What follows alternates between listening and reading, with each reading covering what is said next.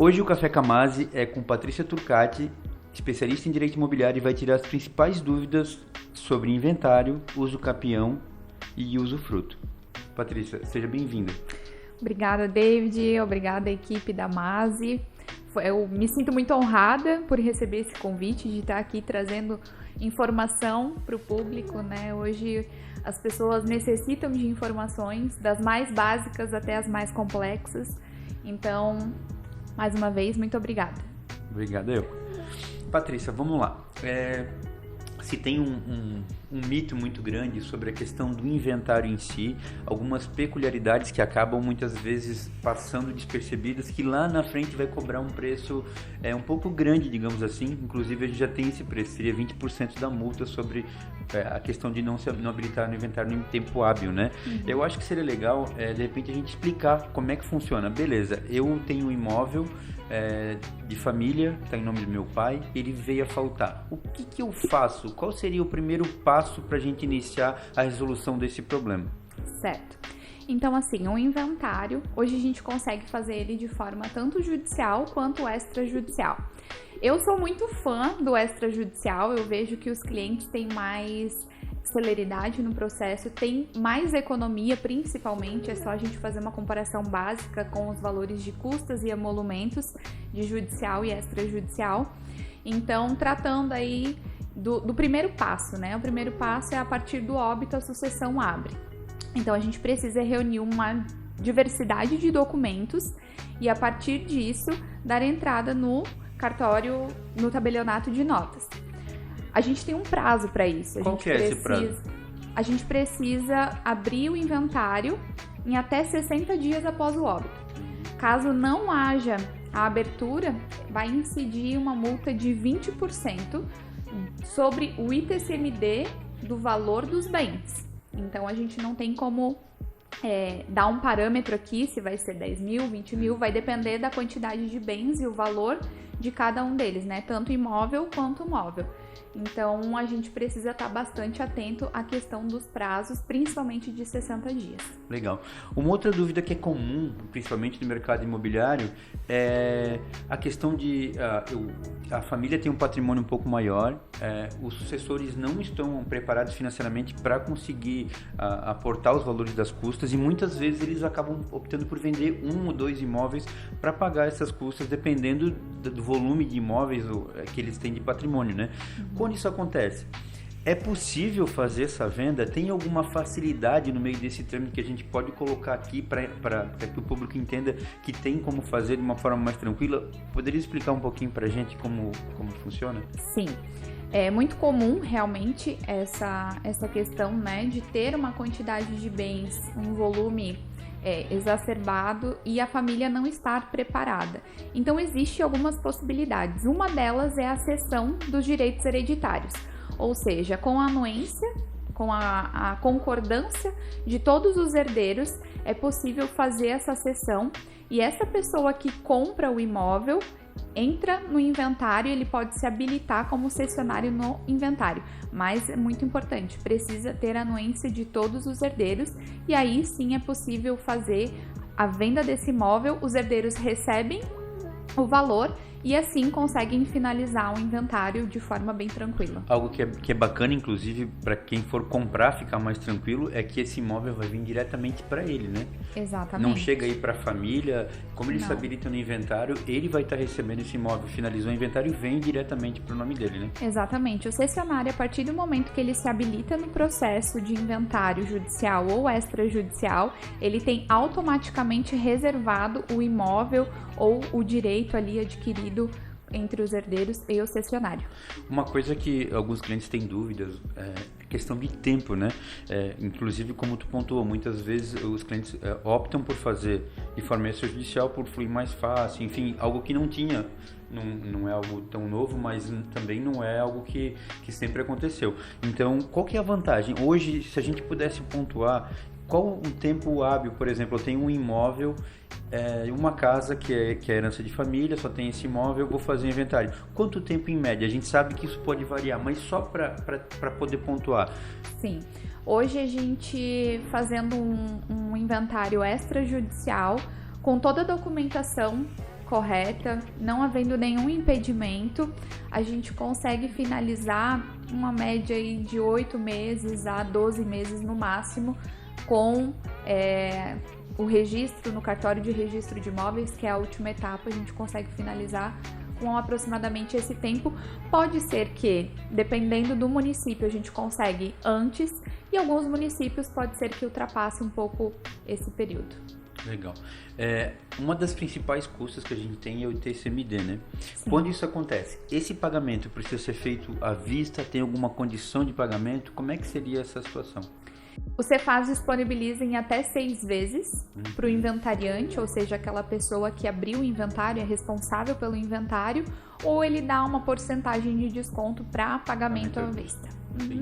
A gente está aqui comentando sobre a questão de inventários, né? Algo que é legal a gente pontuar aqui, que talvez seja uma dúvida de algumas pessoas. Se eu tenho um testamento, não preciso fazer um inventário, como é que funciona? Precisa fazer um inventário de qualquer forma, tá? Inclusive, até abrindo um adendo aqui, inclusive quando a pessoa não tem bens a inventariar, é preciso abrir um inventário que a gente chama de inventário negativo.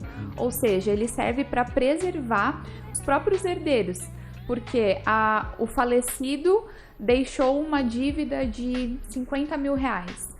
E muitas vezes os bancos, as entidades financeiras, eles buscam a cobrança dos herdeiros.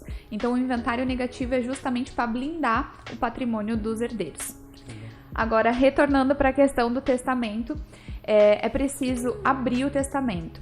De forma extrajudicial, na uso capião, a gente não consegue abrir o testamento e fazer um inventário. O STJ tem entendido que é possível fazer a abertura do testamento na esfera judicial e fazer um inventário na esfera extrajudicial, que também traz uma grande economia para os clientes. Legal. Falando agora um pouco sobre uso capião. Uso capião, algumas pessoas entendem, eu não consigo fazer escritura, vou fazer uso capião. Não é bem assim, né?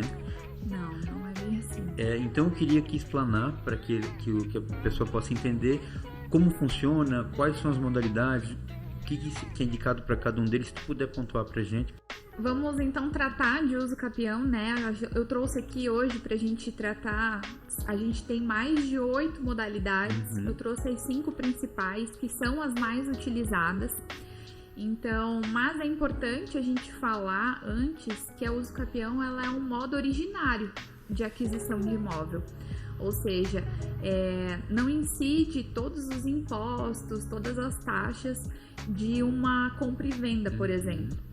Então, não incide o ITBI, né? Vai incidir só as custas cartorárias e toda a questão de ata notarial, registro de imóveis, vai incidir essas taxas, o que também traz uma economia financeira muito grande para quem faz a uso capião e preenche os requisitos.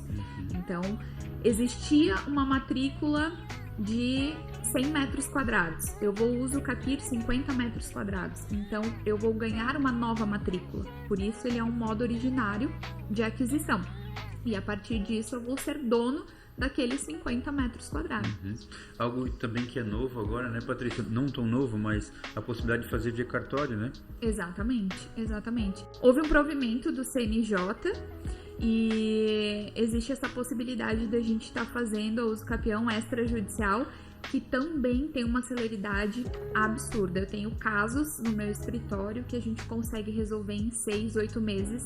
Bacana. Coisas que no judiciário a gente acaba arrastando aí uns 4, 5, até 10 anos. Então, é uma forma de trazer a resolução da demanda para esse cliente, né? E falando também agora um pouquinho sobre os tipos de uso capião, né? A gente tem a uso capião extraordinária, a ordinária, a rural, a por abandono de lar. Então, a gente tem uma diversidade. Cada uma delas tem um requisito para cumprir. Então, a mais comum hoje que chega até o escritório é a extraordinária. Você precisa ter aquele imóvel por 15 anos ou 10 anos se é para tua moradia habitual, ou se você utilizou daquele terreno ou daquela casa para produzir o seu sustento. Então, de 15 ele pode reduzir para 10. É preciso ter a posse mansa e pacífica, né? Você não pode ter invadido o terreno e ter ficado ali por 10 anos naquela briga. Não existe isso. Precisa ter essa posse mansa e pacífica, o que também é comprovado, é preciso comprovar no registro de imóveis, né? Tanto no tabelionato de notas também, através de depoimento dos confrontantes, dos antigos possuidores. É preciso também ter um justo título, pode ser um contrato, o famoso contrato de gaveta, uma conta de IPTU, uma CND do imóvel, algo que já esteja no nome daquela pessoa que já está ali há mais de 15 anos. Então, essa é a modalidade mais comum que chega até o escritório. Uma modalidade que poucas pessoas conhecem é a modalidade da uso capião por abandono de lar. Ou seja, o cônjuge que abandona o lar e não retorna para dividir os bens durante 2 anos, o cônjuge abandonado tem o direito de buscar essa uso capião e, mesmo que o divórcio seja formalizado depois da uso capião, esse imóvel não entra mais na divisão dos bens do casal. Legal. Exatamente. É algo que é novo, relativamente novo aí, e é pouco difundido, né? Então é importante trazer aqui para o pessoal ter conhecimento. Legal. Falando sobre uso capião ainda, muita gente tem esse rótulo, essa crença que uso capião se deve só para um terreno lá que eu fazia uso e só funciona para esse jeito. Mas não, né? Serve tanto para casa, para apartamento também cabe? Como é que seria? Cabe sim. Serve para casa, para terreno, para área rural. Então, falando especificamente de apartamento, né? Precisa ter no mínimo 5 anos de posse desse imóvel, precisa ter o justo título, a posse mansa e pacífica, não pode ser proprietário de um outro imóvel urbano ou rural e também o imóvel não pode ter mais que 250 metros quadrados. Falando agora aqui um pouco sobre o usufruto. Muita gente tem uma crença, do imóvel tem usufruto, então não pode mais ser vendido, não pode mais ser comercializado, que na verdade não é o que acontece, né? Porém tem uma taxa para se cancelar esse usufruto. Então eu queria pontuar aqui quando que cabe, quando que ele é utilizado e por que fazer ou o que levaria a não fazer o usufruto naquele momento. Entendi. Então, o usufruto ele tem algumas vantagens frente ao contrato de compra e venda, né? O usufruto, ele, na sua maioria, é feita para proteger um patrimônio familiar. Ou seja, geralmente isso acontece de pai para filho, né? O pai quer deixar aquele imóvel para o filho, ele vai continuar usufruindo, mas vai facilitar a vida dos filhos, que serão herdeiros, na divisão dos bens. Não vai ser preciso fazer todo o trâmite de pagamento de impostos na fase de inventário, né? Então, a vantagem hoje do usufruto frente ao contrato de compra e venda é que no usufruto a gente consegue incluir algumas cláusulas específicas, que é a cláusula da impenhorabilidade, da inalienabilidade e também da indisponibilidade. Ou seja, se o teu pai hoje te dá um usufruto de um imóvel dele e ele coloca uma cláusula de incomunicabilidade, ou seja, isso não vai entrar no patrimônio que hoje você tem com a tua esposa, por exemplo. Numa questão de impossível, não estamos falando que vai acontecer num divórcio, isso não entra na divisão dos bens do casal. Isso é algo específico para você. Legal. Outra situação que é legal a gente pontuar, porque muitas vezes eu tenho essa vontade e não sei com quem falar, como fazer. Então, eu, David, quero deixar um imóvel para o meu filho e deixar em usufruto para mim. Então, o que eu faço? Eu procuro quem? Com quem eu vou falar para fazer isso acontecer? Certo. Numa situação assim, o ideal é buscar um profissional, um advogado especialista na área de imobiliário que vai te nortear qual é os melhores métodos para fazer. Aí a gente vai reunir uma documentação, né? Entrar em contato com o tabelionato de notas e após a gente faz a verbação na matrícula do imóvel, aonde vai ficar esse imóvel, ele fica bloqueado na matrícula.